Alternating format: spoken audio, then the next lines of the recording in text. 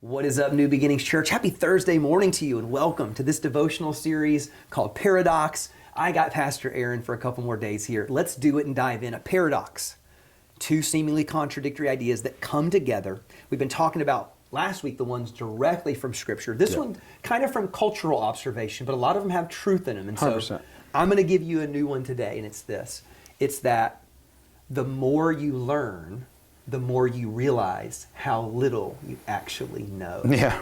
True or not true? Well, yeah. Oh, it's true for me. I mean, I think one of the things I don't know if you notice this in life. I like to talk to like older, seasoned people because they have such a grace that it's almost like they've been through so much.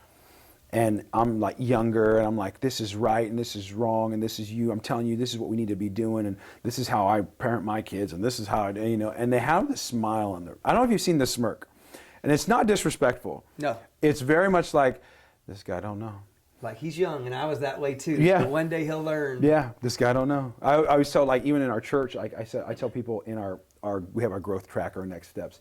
And I always tell them, I'm like, I'm telling you, I was the greatest senior pastor in the world until I became one. And they think it's so funny but it is the more true, I don't think of a more true statement when it comes to my own calling. I used to do this as a parent. When I did not have kids, if I saw a parent and they couldn't discipline their kid, and their kid's just wilding out, going crazy, I was like, ugh, they're terrible parents. When I parent, that ain't going down in my house. I know how to discipline my kids. Yeah. And then all of a sudden, like, your kid is just as crazy as theirs, and you're like, I was arrogant. Yeah. I did not know what I was talking about. Yeah. Well, I think even, right, like pushing, every part of our life has had some level of evolvement to it, right? Like there's an evolution to learning about being a husband or a wife, or there's a way to learn about how to be a son or a daughter, or work at your job. I think even in Christianity, there's a level, like you're learning and growing in the Scriptures and with your relationship with God. And what I know about God now is different than what I know about God. Just going through some things like has taught me like a deeper revelation of God's grace than I've ever thought in my entire life. So I'm like, my gosh, like I really, man, the more I learn about something, the more I'm like,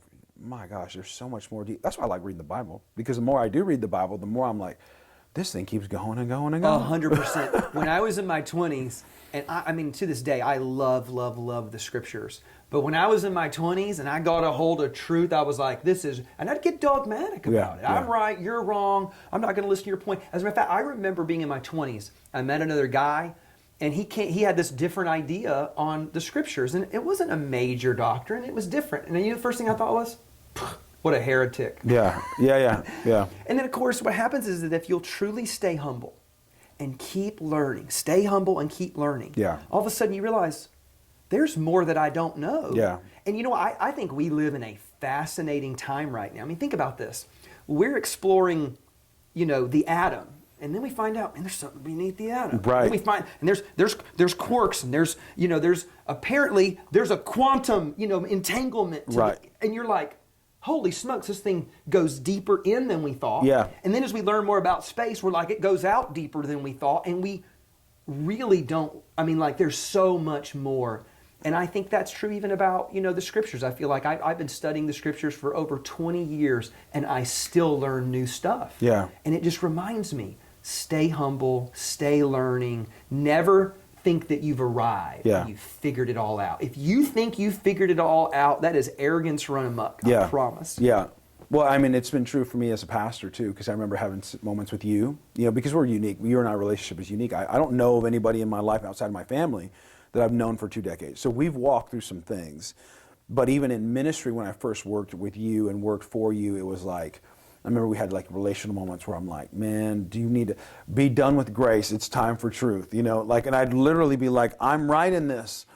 Let me show you what it is. And I could be right and wrong at the same time. I think what I learned. And now that I'm sitting in your seat, I'm telling you, I'll be sitting in yours. I'm literally a senior pastor at a church, and I'll go through and I'm looking at myself and other people in our staff, because they're saying the same things they said to me. It's like, if you would just do, and I'm like, yeah, but there's a whole nother side. There's this whole other part that you got to be.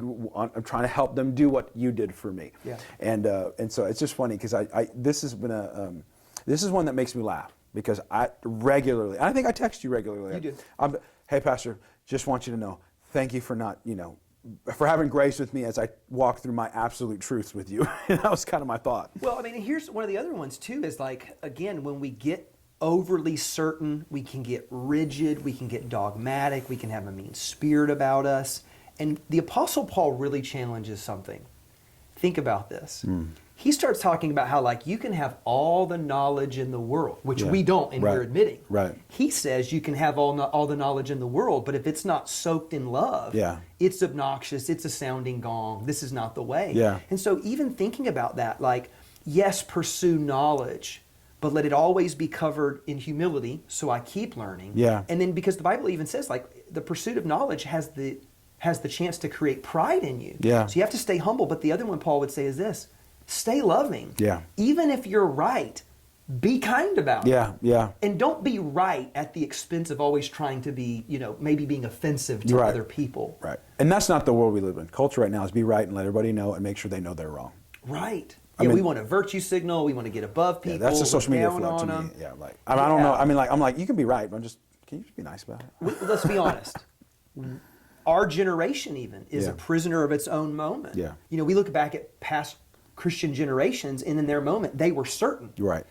We're looking back 200-300 years, and we're like, no, they got it wrong. Right. They got it way wrong sometimes. Right. So I always think, what are we getting wrong right now? That's true. And we're blind, and we can't see it. Yeah. So rather than be just dogmatic about everything, let me love Jesus.